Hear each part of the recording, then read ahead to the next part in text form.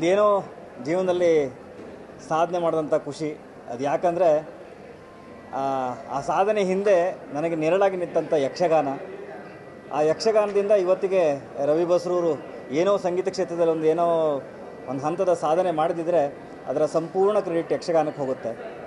ಆ ಯಕ್ಷಗಾನ ಇಲ್ಲದಿದ್ದರೆ ಬಹುಶಃ ಆ ಗಾಳಿ ಮೂಲಕ ಹಾಡುಗಳ ಭಾಗವತಿಕೆ ಆಗಿರಲಿ, ತಾಳಮದ್ದಲೆ ಆಗಿರಲಿ, ಇದೆಲ್ಲ ಗಾಳಿ ಮೂಲಕ ನಮ್ಮ ಮೆದ್ಲಿಗೆ ಹೋಗದೇ ಇದ್ದರೆ ಬಹುಶಃ ಇವತ್ತು ಸಂಗೀತ ಕ್ಷೇತ್ರದಲ್ಲಿ ನಾನು ಈ ಮಟ್ಟದ ಸಾಧನೆ ಮಾಡಲಿಕ್ಕೆ ಸಾಧ್ಯ ಇರ್ತಿರಲಿಲ್ಲ.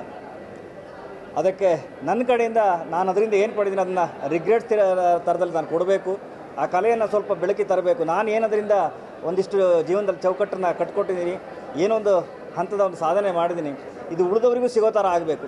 ಏನು 3 ಜಿಲ್ಲೆಗೆ ಅಂತ ಇದೆ, ಆ 3 ಜಿಲ್ಲೆಗೆ ಬಿಟ್ಟು ಹೊರಗಿನವರಿಗೂ ಇದರ ವೈವಿಧ್ಯತೆ ಗೊತ್ತಾಗಬೇಕು, ಇದರ ಘನತೆ ಗೊತ್ತಾಗಬೇಕು ಅನ್ನೋ ಉದ್ದೇಶದಿಂದ ಈ ಸಿನಿಮಾವನ್ನು ಮಾಡಿದ್ದೀನಿ. ಇದು ಯಕ್ಷ ಸಿನಿಮಾ ಅನ್ನೋದಕ್ಕಿಂತ ಮುಖ್ಯ ನಮ್ಮ ಕಲ್ಚರು, ನಮ್ಮ ಕಲೆಯನ್ನು ಜನರಿಗೆ ತೋರಿಸ್ಬೇಕು ಅನ್ನೋ ಉದ್ದೇಶ. ಭಾಳ ಖುಷಿಯಾಗ್ತಿದೆ. ನನ್ನ ಇಷ್ಟು ವರ್ಷದ ಜರ್ನಿಯಲ್ಲಿ ಒಂದು ವಿಭಿನ್ನ ಪ್ರಯತ್ನ ಮಾಡಿದಂಥ ಖುಷಿ, ಆತ್ಮತೃಪ್ತಿ ನನಗಿದೆ. ಸೊ ಎಲ್ಲ ಜನರಲ್ಲೂ ನನ್ನಿಂದ ಒಂದು ವಿನಂತಿ, ಸಿನಿಮಾವನ್ನು ಚಿತ್ರಮಂದಿರಕ್ಕೆ ಬಂದು ನೋಡಿ, ಒಂದು ಯಕ್ಷಗಾನದ ಕಲೆಗೆ ನಿಮ್ಮಿಂದ ಆದಂಥ ಒಂದು ಗೌರವ ಸಿಗಲಿ, ಅದರ ಮೆರುಗನ್ನು ಅದು ಪಡೀಲಿ ಅಂತ ನನ್ನ ಆಶಯ.